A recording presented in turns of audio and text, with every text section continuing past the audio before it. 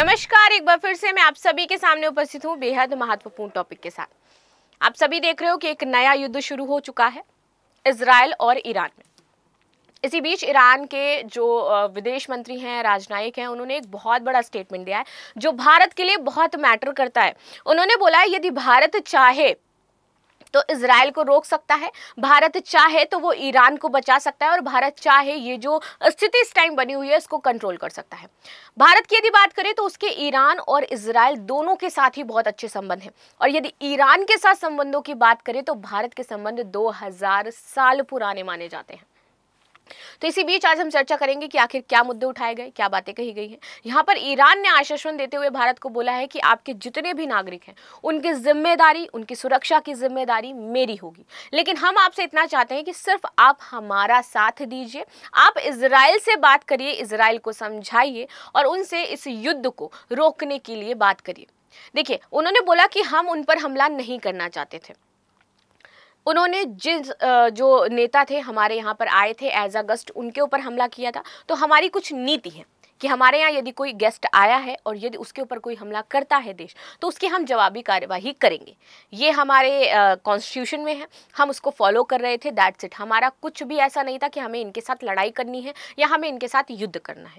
तो हम नहीं चाहते हैं कि ऐसा कुछ भी हो, हम शांति चाहते हैं और शांति में हम चाहते हैं कि भारत आगे आए और भारत अगर चाहता है तो ये पूरे पश्चिम क्षेत्र को कंट्रोल कर सकता है। खैर, ये भारत के लिए बहुत ही ज़्यादा प्राउड की बात हो जाती है और इसमें आप लोग क्या सोचते हो मुझे अवश्य बताओ, क्योंकि ये बहुत बड़ी बात है कि कोई देश, एक तरफ रूस और यूक्रेन ये कह रहा है कि भारत की बहुत बड़ी भूमिका हो जाती है, भारत चाहे तो युद्ध रुकवा सकता है। दूसरी तरफ अब ईरान का भी यही स्टेटमेंट है कि भारत चाहे तो युद्ध रुकवा सकता है। अब आपको एज अ पर्सन क्या लगता है कि जो वैश्विक स्तर में भारत की पावर और भारत की जो भूमिका है वो धीरे धीरे स्ट्रांग होती जा रही है, मजबूत होती जा रही है और भारत का जो एक मोटो है वसुधैव कुटुंबकम वो धीरे धीरे हमें देखने को मिल रहा है। भारत विश्व गुरु था, नो डाउट, और आज भी विश्व गुरु बनने की कगार पर वो है। तो इसी पर आज हम डिटेल एनालिसिस करने वाले हैं। आपके पॉइंट ऑफ व्यू बहुत मायने रखते हैं मेरे लिए, तो प्लीज़ कमेंट में इसके बारे में ज़रूर बताइएगा कि आखिर ये जो बातें कही जा रही हैं या चल रही हैं कितनी सार्थक हो सकती हैं या कितनी नहीं। चलिए क्लास शुरू कर लेते हैं। मेरा नाम है प्राची मिश्रा और संस्कृति IAS के इस प्लेटफॉर्म पर आप सभी का स्वागत है। लेकिन इससे पहले आप सभी के लिए एक सूचना भी है। सूचना क्या है कि नवरात्रि के शुभ अवसर पर आप सभी को 75% का डिस्काउंट दिया जा रहा है। तो जो भी बच्चे इसमें इनरोलमेंट कराना चाहते हैं जल्द से जल्द करवा सकते हैं। चलिए आ जाते हैं न्यूज़ पर। इजराइल को मनाए भारत, ऐसा कहा है ईरान ने। ठीक है, मिडिल ईस्ट में आएगी शांति। ईरानी राजदूत का यहाँ पर बहुत बड़ा बयान आया है और कहा है हिजबुल्लाह के समर्थन में नहीं किया हमला। उन्होंने बोला कि मैंने हिजबुल्लाह के समर्थन में हमला किया ही नहीं था। ये हमारी नीति में शामिल है कि यदि कोई हमारे यहाँ पर शरणार्थी आया है, हमारे यहाँ कोई गेस्ट आया है और उस गेस्ट की सुरक्षा करना, सुरक्षा प्रदान करना मेरा धर्म हो जाता है। मान लीजिए कोई भारत में आए गेस्ट और उस पर कोई हमला कर दे, तो क्या भारत उनकी रक्षा नहीं करेगा? कॉज करेगा। ठीक है, तो उनका कहना है कि मैंने बस यही किया, मैं उनकी रक्षा कर रहा था, जवाबी कार्रवाई करी, ना कि मैंने उनके खिलाफ युद्ध को छेड़ा है। चलिए आगे आ जाते हैं। मिडिल ईस्ट में लगातार संघर्ष बढ़ता जा रहा है जिससे स्थिति बहुत बदतर होती जा रही है। आप देखोगे कुछ सामान, ऑयल, सबसे बड़ी बात है क्रूड ऑयल, ठीक है, सोर्स है ये ईरान। अब यहाँ पर आप देखोगे कि अगर ये युद्ध बहुत ज़्यादा बढ़ा तो जो ऑयल के रेट्स हैं हमें बढ़ते हुए दिखाई देंगे। बहुत सारे जो दाम हैं हमें गिरते हुए भी दिखेंगे, लेकिन बहुत ज़्यादा हमें बढ़ते हुए भी दिखेंगे। व्यापारिक विदेशिक नीतियाँ तहस नहस हो जाएंगी, जो चीज़ें हैं बहुत ज़्यादा प्रॉब्लमेटिक होती जाएंगी। साथ ही साथ जो आयात निर्यात है ईरान और इजराइल के साथ, दोनों ही प्रभावित होगा भारत का। तो इसी पर हम डिटेल एनालिसिस भी करेंगे आगे। देखिए, इजराइल हमास के साथ अब लेबनान में हिजबुल्लाह के खिलाफ बमों की बारिश कर रहा है। वहीं ईरान की ओर से हाल ही में इजराइल पर मिसाइलों से हमला किया गया था। शुक्रवार को ईरानी सुप्रीम लीडर अली खामनेई ने इजराइल के खात्मे की बात कही है। इसी बीच भारत में ईरान के राजदूत हैं जिनका नाम है एराज इलाही। इनका कहना है कि क्षेत्र में स्थिरता लाने में मदद के लिए भारत को हस्तक्षेप करना चाहिए। उन्होंने भारत के हस्तक्षेप की मांग करी है कि प्लीज आप इस मुद्दे पर कुछ कहिए, कुछ अपनी बातें रखिए। उन्होंने कहा है कि भारत को इस मौके का इस्तेमाल इजराइल को मनाने के लिए करना चाहिए ताकि वे अपनी आक्रामकता को रोके और क्षेत्र में शांति ला सके। हम नहीं चाहते हैं ये युद्ध हो, ये हमारी बिना परमिशन के हो रहा है और हमारा ऐसा कोई इंटेंशन भी नहीं था कि हम इजराइल पर क्या करें, बमबारी करें या फिर युद्ध करें। तो यहाँ पर उन्होंने बोला कि आप इजराइल को प्लीज समझाइए और उनसे बात करिए कि वो शांति स्थापित करें। 2000 साल पुराने हैं भारत और ईरान के संबंध, और इन्हीं की मैं बात कर रही थी। भारत के संबंध इजराइल और ईरान दोनों से ही बहुत अच्छे हैं। इसी वजह से विश्व शक्तियां भारत को मध्यस्थ के रूप में देख रही हैं कि यहाँ पर जो भारत है एज अ मीडिएटर बहुत बड़ी भूमिका निभा सकता है। इलाही ने कहा कि भारत के इजराइल के साथ भी अच्छे रिश्ते हैं, लेकिन ईरान के जितने पुराने नहीं हैं। भारत और ईरान के रिश्ते करीब 2000 साल पुराने, ऐसा राजनयिक का कहना था। ठीक है, इलाही ने यह भी कहा कि ईरान जो है वो उम्मीद करता है कि भारत अपने इन्फ्लुएंस का इस्तेमाल करेगा, क्योंकि भारत से इन्फ्लुएंस है इजराइल, तो अपनी इन्फ्लुएंस ही का, अपनी जो एक तरीके की पर्सनैलिटी है भारत की, उसका वो यूज करते हुए मध्य पूर्व में जो तनाव है उसको कम करेगा, उसको रोकेगा। सुरक्षित है ईरान। उनका कहना है कि जितने भी भारतीय नागरिक हैं आपके यहाँ के, वो सभी हमारे देश में सुरक्षित हैं। ठीक है, उन्होंने ईरान का चाबार पोर्ट और अन्य कनेक्टिविटी प्रोजेक्ट सुरक्षित और भारत के ईरान रिश्तों की रीढ़ बताया। उन्होंने बोला है भाई चाबार पोर्ट है जिसको मिलकर के हम लोग विकसित कर रहे थे, अगर ये इस युद्ध में टूटा या खराब हुआ तो हम दोनों का ही नुकसान होगा। ठीक है, क्योंकि चाबार पोर्ट एक कनेक्टिविटी बिल्ड कर रहे थे, हम हमारी कनेक्टिविटी खत्म हो जाएगी जो हमारे रिश्तों की रीढ़ की हड्डी है, तो आपको यहाँ पर इंटरफेयर करना चाहिए।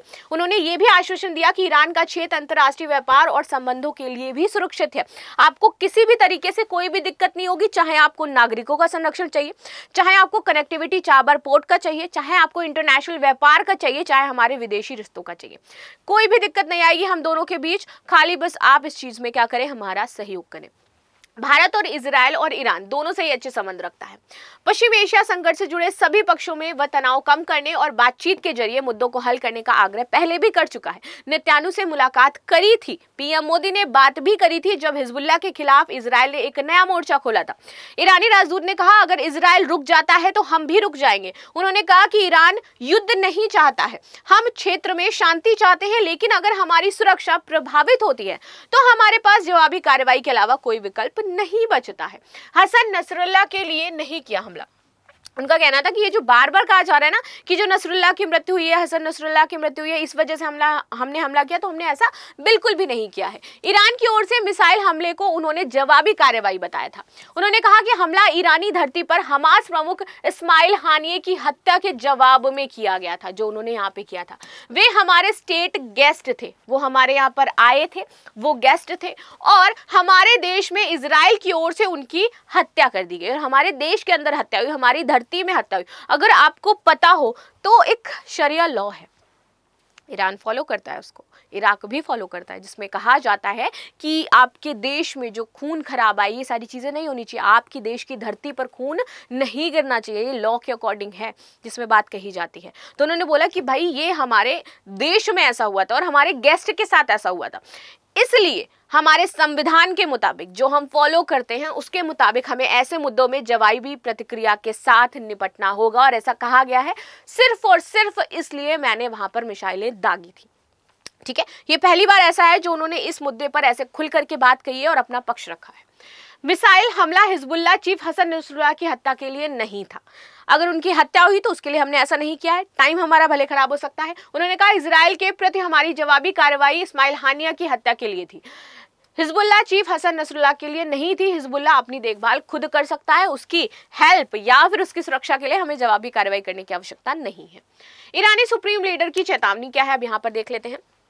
अगर हम बात करें ईरानी सुप्रीम लीडर की, तो 2016 या 12 में लास्ट टाइम उन्होंने नमाज के टाइम लोगों को संबोधित किया था, तब से वो कभी भी मीडिया में आकर के उन्होंने कोई भी बात नहीं कही, लेकिन हाल ही में उन्होंने एक स्टेटमेंट दिया कि सभी मुस्लिम देश इकट्ठे हो जाएं, सभी मुस्लिम एकजुट हो जाएं पूरे विश्व की, और इजराइल को दिखा दे कि वो क्या है, ऐसा उनका स्टेटमेंट आया था। चलिए आगे आते हैं। तो ईरान के सर्वोच्च नेता हैं आयतुल्लाह अली खोमेनी, इन्होंने इजराइल पर अपने देश के हालिया मिसाइल हमले की शुक्रवार को सराहना की और कहा कि जरूरत पड़ी तो यह फिर से ऐसा करने के लिए हम तैयार हैं कि हमने जो इजराइल पर हमला किया है।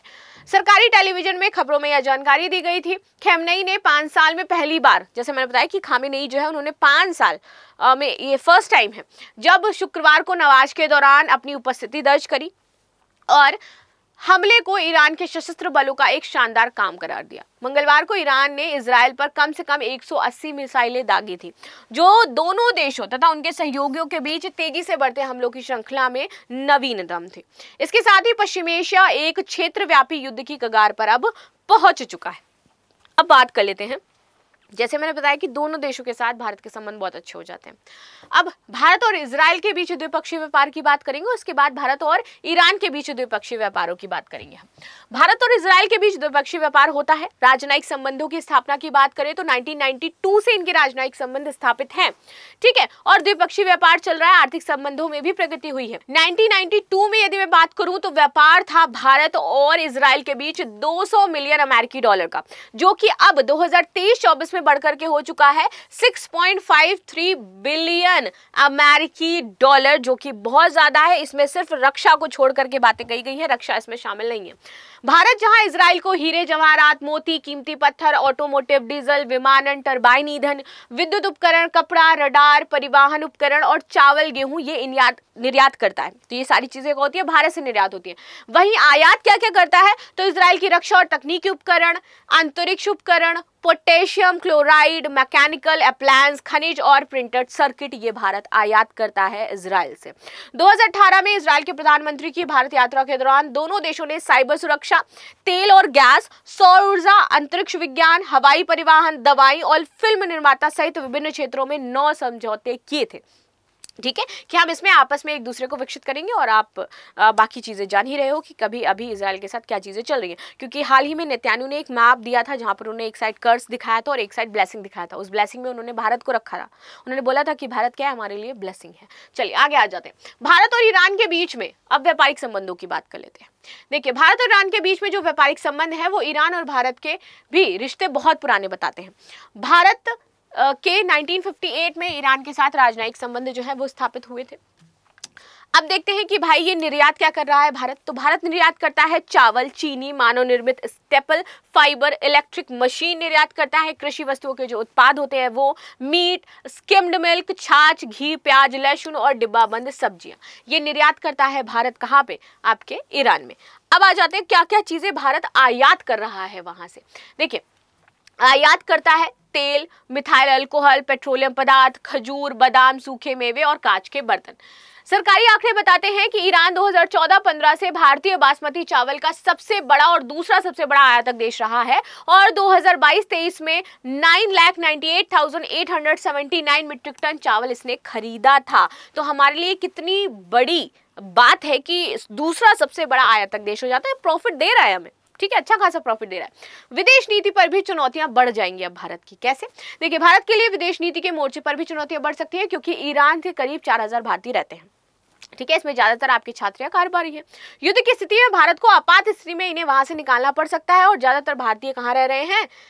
तेहरान में रह रहे हैं। इसके अलावा बिरिजंद, जबोल, मशहद में भी कुछ भारतीय रहते हैं और इजराइल में भी भारत के लोग रह रहे हैं। वहां करीब 85,000 भारतीय मूल के यहूदी निवास करते हैं जो भारतीय मूल के हैं। करीब 18 से 20,000 भारतीय इजराइल में नौकरी भी करते हैं। ये सब कंस्ट्रक्शन, मैन्युफैक्चरिंग और सर्विस सेक्टर में कार्यरत हैं और इसके अलावा वहां करीब 1,000 छात्र भी पढ़ाई करें। यानी कि दोनों देशों को मिलाकर के बात करें तो लगभग आपके वहां पर 1 से 1.5 लाख लोग हैं जो निवास कर रहे हैं, पढ़ रहे हैं, व्यापार कर रहे हैं। तो इस तरीके से अब भारत के लिए बहुत ये चुनौती भरी स्थिति हो जा रही है कि एक तरफ इजराइल है, एक तरफ ईरान है और दोनों ही कह रहे हैं कि आप हस्तक्षेप करो। ईरान कह रहा है आप हमारा साथ दो क्योंकि हमारे संबंध 2000 साल पुराने हैं और आपकी स्थिति हमारे लिए बहुत ही ज्यादा महत्वपूर्ण हो जाती है। बात करते हैं अब इजराइल की। इजराइल ने बताया था कि भारत क्या है, हमारे लिए ब्लेसिंग है। तो इस स्थिति में भारत को अब ये देखना है कि वो कहां पर जाएगा, किसका सहयोग करेगा। भारत हमेशा ही शांति के पक्ष में रहा है। अगर भारत को मौका मिला है शांति स्थापित करने का तो मुझे लगता है कि भारत अवश्य इस क्षेत्र में अपना कदम जरूर बढ़ाएगा। मिलते हैं हम नेक्स्ट क्लास में, लेकिन आपकी क्या राय है अवश्य बताइएगा। Thank you so much. Like share subscribe करना बिल्कुल भी ना भूलें। मिलते हैं नेक्स्ट क्लास में। Thank you.